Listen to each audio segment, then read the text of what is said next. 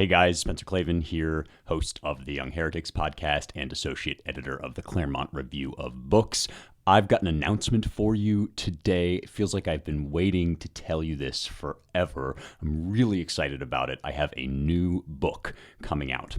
The title is Light of the Mind, Light of the World: How New Science is Illuminating Ancient Truths About God. And it's available now for pre-order wherever you get books, on Amazon or the Simon & Schuster website. I'm going to drop some links here along with this video so you can check it out. If you've been listening to my podcast lately, or if you've been reading my Substack and my other writing around the web, you'll know that I have started to feel deeply over the past few years that we're really reaching a crossroads, a historical crossroads, a spiritual crossroads for maybe all of humanity.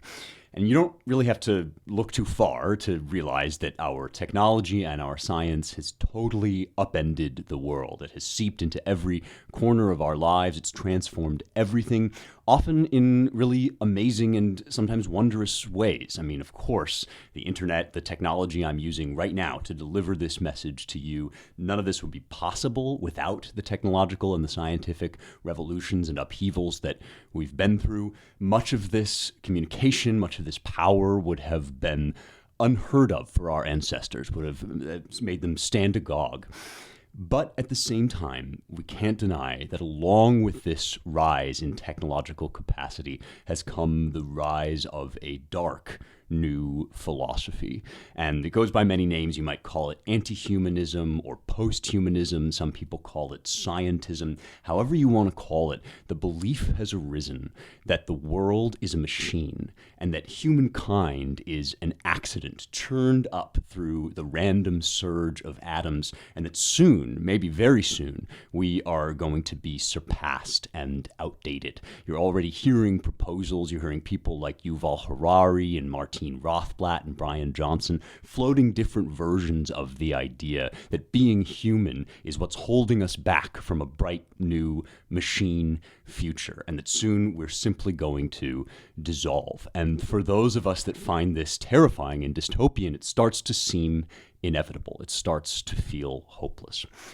And what I'm arguing in this book, Light of the Mind, Light of the World, is that it's not hopeless and it's not inevitable. And in fact, the idea that the world is a machine, that we are just primitive machines, that idea isn't simply evil. It isn't simply heartless. It's also wildly out of date. It doesn't fit with what the science, the latest science, is showing. In fact, what it really represents is an ancient temptation, as old as the Tower of Babel, to seize control of the world and build new gods out of metal or stone. And for about 500 years, maybe more, it has been coming to seem as if this time we've really got it, as if the technology really is in our hands to build that tower at last. And it's an idea that has taken hold in the popular imagination. But at the same time, in the realms of science and philosophy, that idea has been falling apart. It's been coming to pieces. Light of the Mind, Light of the World is an argument that our humanity isn't an accident. It's not an outdated prototype to be scrapped or imagined away. It's an essential component of reality in a way that our ancient religious scriptures have always taught, and our science is now coming to demonstrate and to reveal. This is a story about God revealing himself in the world, and in that way it's a story thousands of years old, but it's also a story for our time, an urgent message that I really think we need to hear. So I cannot wait to share this book with you on August 13th when it drops.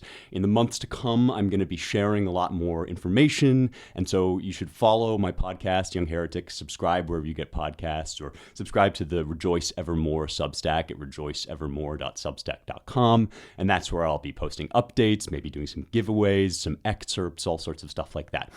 But for now, just wanted to share this news with you because I'm so excited about it, and make sure that you can be one of the first to get your copy by pre-ordering now at Amazon or Simon & Schuster's website or wherever else you buy your books. So excited. Don't lose hope. See you soon.